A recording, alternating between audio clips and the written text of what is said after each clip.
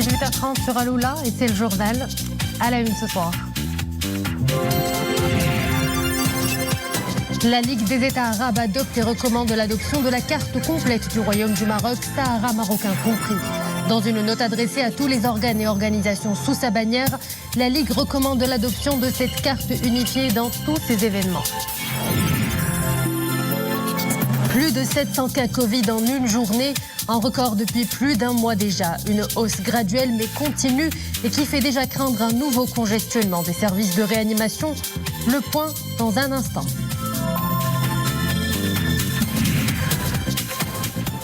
Hier soir, les chrétiens installés au Maroc ont célébré comme partout dans le monde le réveillon de Noël. Loin de chez eux, cette célébration perpétue une tradition ancienne, un grand moment empreint de nostalgie. Ce soir, nous vous ferons vivre le réveillon, mais à la vénézuélienne, à Casablanca.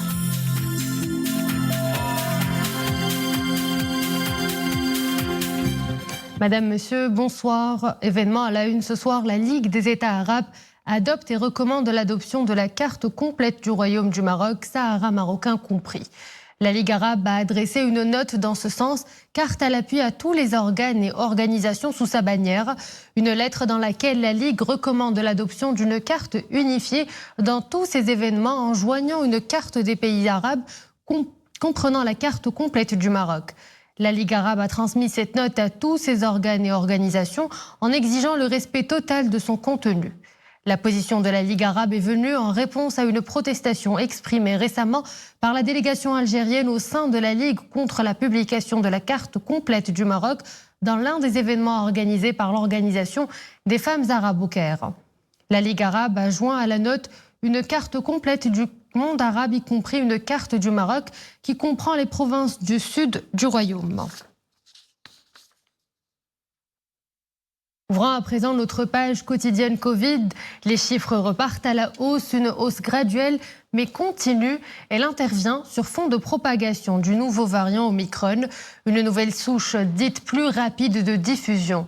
Dans sa dernière déclaration, le ministre de la Santé et de la Protection sociale parlait de 10% des cas Covid touchés par cette nouvelle souche.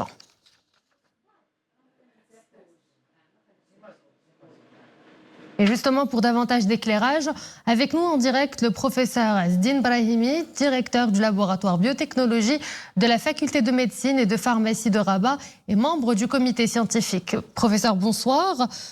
Mardi dernier, le ministère de la Santé et de Protection sociale avait annoncé l'enregistrement de 28 cas confirmés d'Omicron et de plus de 40 autres suspects. Depuis ce jour-là, nous ne savons pas où exactement est la propagation de ce variant, professeur. Tout d'abord, Oumaima, je pense qu'on le sait parce qu'on sait ce qui se passe à l'international et je pense que ça va aller très rapidement. Et comme vous l'avez très très bien dit en fin de compte, il y a une augmentation graduelle du nombre de personnes infectées et donc là on est à peu près à 700 aujourd'hui. Mais je donnerai un chiffre plus alarmant, c'est en fin de compte le taux de positivité parce que le taux de positivité c'est le nombre de tests positifs par 100 cas et là on est passé à peu près de 1,5 à peu près 2 en un espace de 4 jours. Et donc, c'est quelque chose d'alarmant. Je pense que là, on est en train de voir les prémices d'une nouvelle vague. Professeur Brahimi, en tant que directeur d'un laboratoire, membre du consortium chargé de la veille génomique, que savez-vous exactement de cette nouvelle souche dont le premier cas détecté à Casablanca avait été présenté comme le cas zéro pour le Maroc? Et qu'en est-il des autres 27 cas endémiques aussi? Voilà, donc là, il faudra juste rappeler en fin de compte que le premier cas a été détecté à Casablanca. Et puis après, il y avait plusieurs cas. Il y avait 28 cas suspects, dont 22 qui ont été confirmés. Et ce qu'on peut dire pour le moment, c'est en fin de compte, c'est des cas qui sont éparpillés de partout du Maroc. C'est pas d'une seule région du Maroc. Et il y a aussi des personnes très, très jeunes. Il y a des personnes de 11 ans, 13 ans.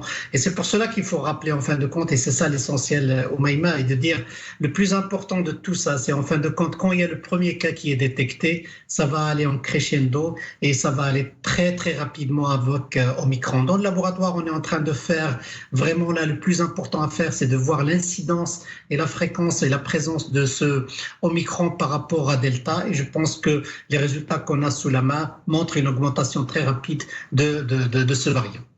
Et la situation épidémiologique se caractérise désormais par un R0 supérieur à 1,20. Est-ce qu'on peut déjà parler d'un nouveau rebond, une nouvelle vague, une grande menace ? Pas tout à fait au même, j'aimerais pas le dire, mais en fin de compte, ce qui va arriver, c'est on n'est pas vraiment à l'écart du monde, on est vraiment au centre du monde et on est vraiment un hub. Et donc, quand on voit ce qui s'est passé en Afrique du Sud et ce qui se passe en Europe, je pense qu'on peut vraiment craindre le pire. C'est en fin de compte qu'il y aura une augmentation des cas qui est très rapide. Et comme vous l'avez très très bien dit, c'est en fin de compte, il y a vraiment un dédoublement chaque 2 jours. Et donc, vous comprenez bien qu'avec 700 cas, et c'est vraiment Omicron qui est en train de se propager, rapidement, on aura des chiffres très très importants. C'est pour cela, je profite de cette occasion de dire qu'on a 2 armes essentielles que tout Marocain doit plus ou moins utiliser pour confronter ce variant Omicron. C'est tout simplement ces gestes barrières qu'on dénigre toujours, mais qui sont très efficaces scientifiquement et en pratique. Et la deuxième chose, c'est le booster. J'appelle vraiment un appel solennel que je fais à travers ce JT pour dire vraiment le booster préserve des vies à travers le monde et il n'y a aucune raison qu'on ne préserve pas des vies marocaines avec le booster. Professeur, je vous remercie pour toutes ces explications. Je rappelle que vous êtes directeur du laboratoire de biotechnologie de la faculté de médecine et de pharmacie de Rabat, également membre du comité scientifique. L'évolution de la situation épidémiologique redevient donc inquiétante. Durant les dernières 24 heures, 734 nouveaux cas ont été recensés et 2 décès au moment où la campagne de vaccination tente de gagner en cadence. Le nombre des primo-vaccinés a atteint plus de 24 525 000 personnes. Celui des personnes ayant reçu 2 doses approche les 23 millions. Et puis la dose de rappel, ça traîne toujours à peine un peu plus de 2 665 000 personnes. Hier soir, il a plu des cordes dans certaines régions du Maroc. C'était le cas notamment dans la ville du Détroit, Tanger, où 43 mm de pluie ont été relevés. La pluviométrie a été faible dans les autres villes. 11 mm à Chefchaouen, autant à Tétouan, la Raïch 6 mm, 5 mm à Al-Husseima, Nador 2 mm, 1 mm à Sidi Slimane et moins d'1 mm à Knetra et à Al-Jadida. Et ce temps capricieux et froid se poursuivra demain aussi, avec un temps relativement froid la matinée et la nuit sur l'Atlas, le Rif et le sud-est de l'Oriental. Le mercure baissera à 0 degré sur les hauteurs de l'Atlas, 3 degrés dans le Rif, dans le sud-est et dans le sud de l'Oriental, et 9 degrés un peu partout ailleurs. Et avec ce grand froid qui s'installe, la crainte de manquer de vivre plane en zone montagneuse de haute altitude. Des localités éloignées où à chaque saison hivernale, l'état des routes se dégrade considérablement. Elles deviennent même impraticables, isolant davantage les populations locales. L'exemple de ce soir nous vient des 2 douars, Anfgou et Imilché, dans les provinces de Midelt. Ahmed El Fadeli et Mrim Lemissi. Mieux vaut s'équiper de bons amortisseurs pour traverser cette chaussée. Sur les 35 km reliant Anfgou à Imilchil, l'état de la voirie laisse à désirer. Pour les automobilistes, conduire sur ce tronçon est un parcours du combattant. L'état de la route est fortement endommagé. Le bitume n'est pas entretenu, ce qui rend la voie impraticable. On croise rarement des véhicules sur ce tronçon. En plus d'être étroite, la chaussée est durement malmenée à cause des conditions climatiques. Il m'est impossible de transporter ma récolte à bord d'un véhicule. Je suis obligé de le faire à dos d'âne, vu le trajet accidenté. Résultat d'intempéries, 5 communes de la province subissent l'enclavement. La direction provinciale de l'équipement décide d'agir.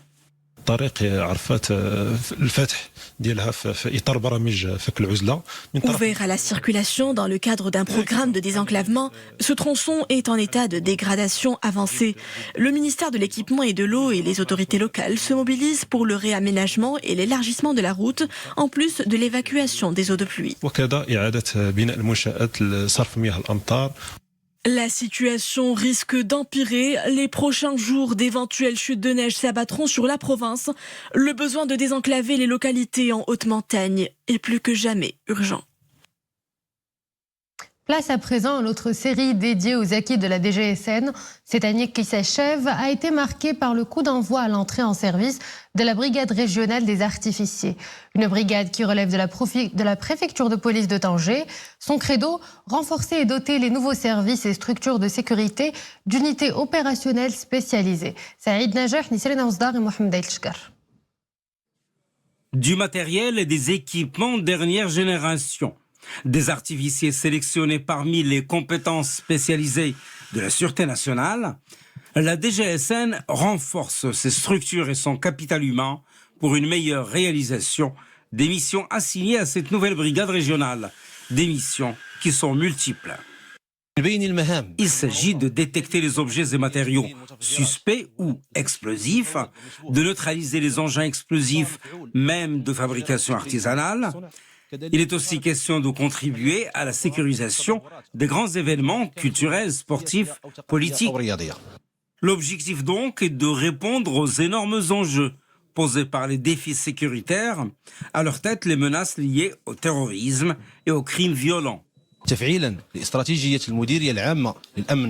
La mise en place d'une brigade régionale des artificiers au sein de la préfecture de police de Tanger intervient en concrétisation de la stratégie nationale de la DGSN, en vue de lutter contre le crime sous toutes ses formes et pour renforcer le rôle des services décentralisés de la Sûreté nationale.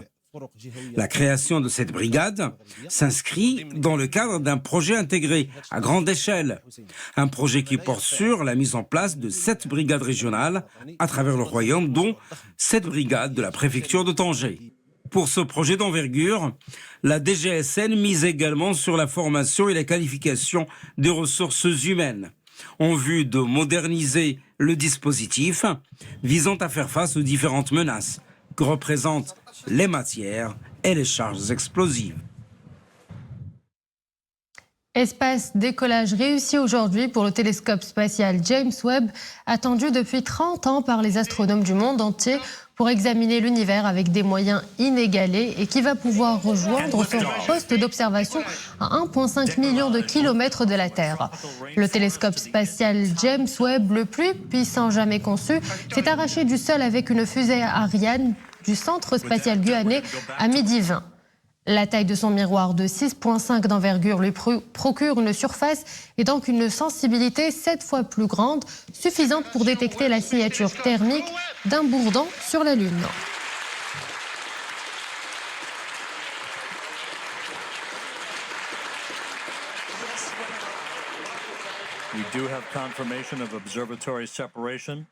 Le monde chrétien célèbre les fêtes de Noël.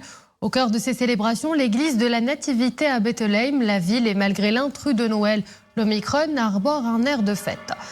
Sur la place de la Montjoie, la foule est clairsemée cette année encore, mais pas de quoi gâcher les festivités.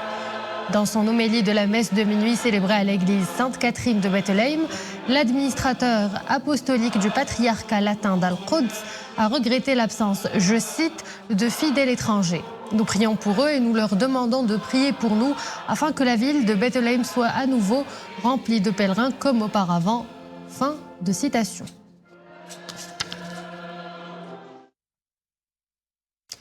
Une lueur d'espoir à laquelle s'accroche aussi ce groupe d'amis que nous vous présentons ce soir. Elles viennent du Venezuela, mais habitent l'éclectique Casablanca. Et bien qu'à des milliers de kilomètres de chez elles, elles tiennent à fêter Noël à la vénézuélienne. Mais traditionnel et chant au menu de ce reportage concocté par les soins de Hurriyat Taibi, Boutayeb et Mohamed Chekir sur un commentaire de Nisri El-Hamdawi. Et si l'on découvrait la traditionnelle fête de Noël à la manière latino-américaine? Salut, comment allez-vous? Bienvenue. Aujourd'hui, je vais vous montrer comment est-ce qu'on passe Noël dans la culture vénézuélienne. Je m'appelle Andrea. Pour moi, Noël est un grand moment de célébration empreint de nostalgie. C'est un présent éternel de Dieu à la terre, un magnifique message d'espoir. D'emblée, la magie de Noël s'installe. L'ambiance est chaleureuse. Loin de leur pays d'origine, ses amis ne sacrifient pas l'esprit de partage. Nous nous sommes réunis entre amis de différentes cultures. Nous sommes 3 amies vénézuéliennes à l'origine de cette petite cérémonie. Nous partageons ce moment de fête avec des amis américains, russes, de Trinidad et Tobago et bien sûr des amis marocains. La table est bien garnie.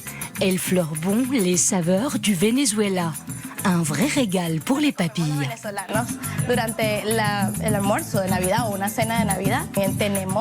Nous avons le pain traditionnel bien de chez nous, la salade de poulet avec une petite décoration sous forme d'arbre, et puis un plat typique, las hallacas, un genre de chaussons réalisés dans des feuilles de bananier. Elles sont fourrées de pâtes de maïs, de viande et de poulet.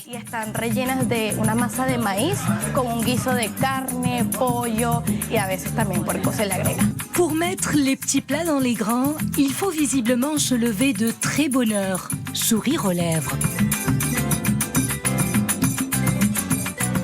Nous avons commencé à cuisiner depuis hier, n'est-ce pas? Oui, nous avons cuisiné pendant toute la journée d'hier et nous avons continué sur la même lancée aujourd'hui. 3 gâteaux de pâtisserie, des amuse-bouches, jus et breuvages, poulet au four. Nous avons commencé à 8 h du matin pour préparer tout cela.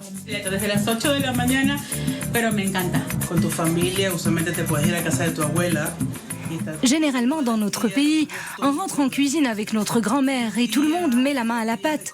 On passe 2 jours à préparer les délices de la table de Noël. Ces préparatifs sont un moment exceptionnel de partage et de convivialité. Je me rappelle que notre grand-mère nous faisait rire avec les anecdotes qu'elle nous racontait. Certes, aujourd'hui, nous sommes loin de notre pays, mais nous essayons de recréer cette atmosphère entre amis. Les cœurs sont à la fête. Le clou de la soirée, le moment d'échange de cadeaux, mais pas seulement. Feliz Navidad, Feliz Navidad, Feliz Navidad, próspero año y felicidad. Feliz Navidad, Feliz Navidad, Feliz Navidad, próspero año y felicidad. We wish you. I wanna wish you a Merry Christmas. I wanna wish you a Merry Christmas. I wanna wish you a Merry Christmas from tomorrow.